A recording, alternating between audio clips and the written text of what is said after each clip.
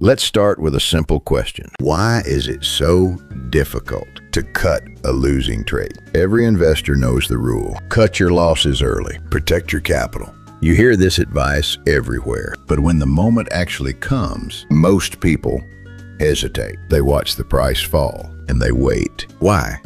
The problem is not money, it's identity. Closing a losing trade means admitting something uncomfortable. I was wrong. For many people, that sentence is harder than losing the money itself.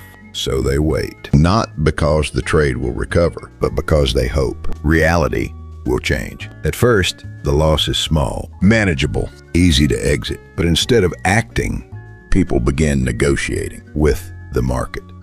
Maybe it will bounce. Maybe tomorrow will be different. Maybe the news will change. At that moment, strategy disappears and hope takes its place. There's a pattern here. When a trade works, people feel intelligent. But when it fails, the loss becomes personal. It's no longer about the market. It becomes a threat to their judgment. And that's when people freeze. Not because the trade is good, but because their ego won't let them leave. Investors who survive long-term see losses differently. They don't treat losses as personal failure. They treat them as information, a signal. The market is simply saying, this idea didn't work. When that signal appears, they respond.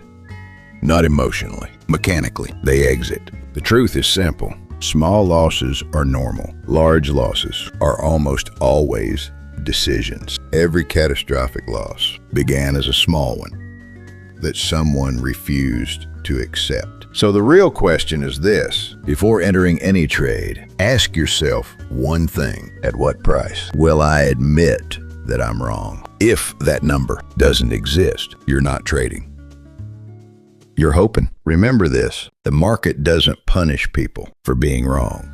Every investor's wrong sometimes, but the market does destroy people who refuse to admit it. People don't hold losing trades because the market is scary. They hold them because admitting they were wrong is harder than losing money. So they wait a little longer and then a little longer until a small loss turns into permanent damage. The market does not reward hope. It rewards acceptance of reality. Cutting a loss is not defeat. It's the ability to face reality early. Without that ability, the market will eventually collect the price from you. And when it does, it's rarely cheap.